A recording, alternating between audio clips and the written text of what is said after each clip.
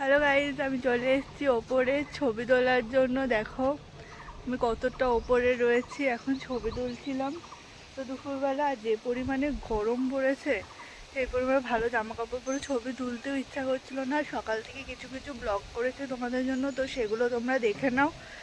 আর আমি ততক্ষণ কিছু ছবি তুলে নিই, আর এখানকার প্রাকৃতিক যে দৃশ্যটা আমি সেটাও তোমাদের সাথে একবার শেয়ার করছি, সেটাও তোমরা একবার দেখে নাও। তো স্নান টান করে চলে এসেছি রান্নাঘরে, যেহেতু আজকে চিকেন রান্না হচ্ছে তাই মাংসটাকে ভালোভাবে ম্যারিনেট করে নিয়েছি। আর এরপর চলে গেছি বাবার সাথে সোজা দিদাবাড়িতে।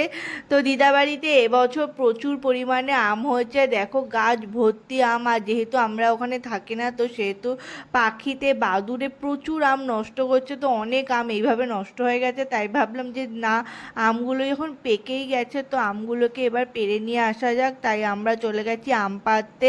আর গাছের মাথার ওপর দেখো কত আম হয়েছে, বিশাল আম হয়েছে।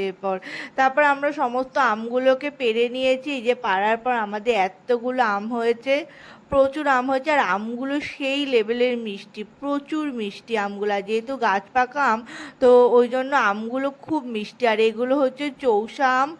আর হিমসাগরও আম হয়েছে, হিমসাগর আমও প্রচুর পরিমাণে হয়েছে। তো এগুলো সব চৌষা আম, এত পরিমাণে চৌষা আম হয়েছে।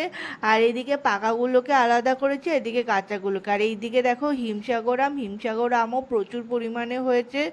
তো সমস্ত আমগুলো আমরা নিয়ে চলে এসেছি বাড়িতে। আর হিমসাগর দেখো আমের সাইজটা তোমাদের সাথে আমি ভালোভাবে শেয়ার করলাম। আর এই আমগুলো একটু কাঁচা কাঁচা রয়েছে, তো এগুলোকে কয়েকদিন রাখলে এই আমগুলোও ভালোভাবে পেকে যাবে, তখন এগুলোও খুব মিষ্টি হবে। আর এই আমগুলোও খেতে খুব মিষ্টি হয়।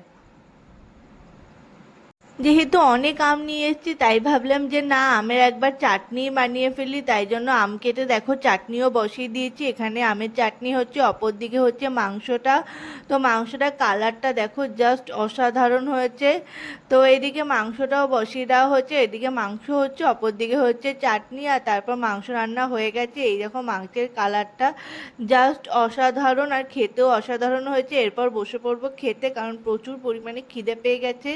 এদিকে মা ভাত বেড়ে দিয়েছে, এখানে রয়েছে লাল শাক আর উচ্ছে দিয়ে কুমড়ো দিয়ে ভাজা।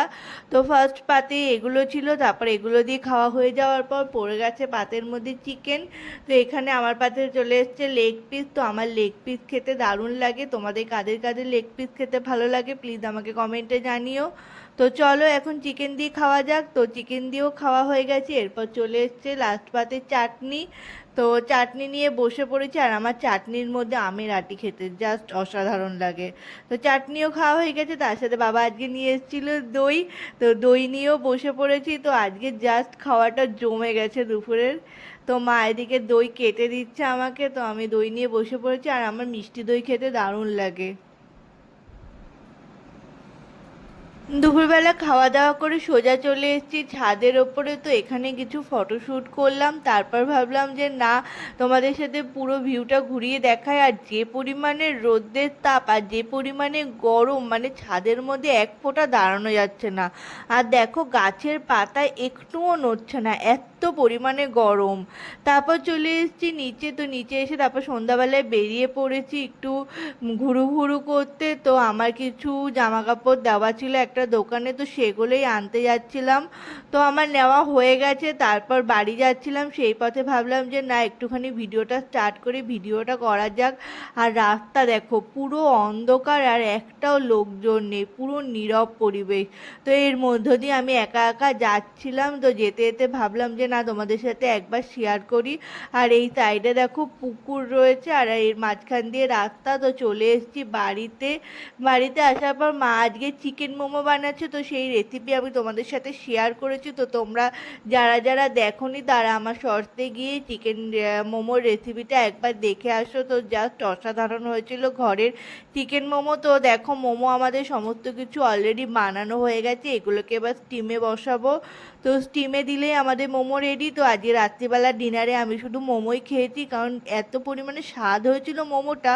আর চাটনিটাও ঘরের মধ্যেই তৈরি করা। তো চাটনি আর মোমো জাস্ট অসাধারণ। অসাধারণ হয়েছে। দেখো ভিতরটা কত সুন্দর হয়েছে, পুরো চিকেনটাও ভালোভাবে সিদ্ধ হয়ে গেছে। আর তারপর ছিল আইসক্রিম। তো আইসক্রিম খেয়ে আজকে ডিনারটা এখানেই কমপ্লিট করলাম। তো ভিডিওটাও এখানে শেষ করে দিচ্ছি। ভিডিও থেকে যদি কিছু ভালো লাগে তাহলে লাইক, কমেন্ট, শেয়ার অ্যান্ড চ্যানেলটিকে সাবস্ক্রাইব করে দিতে ভুলো না। চলো টাটা।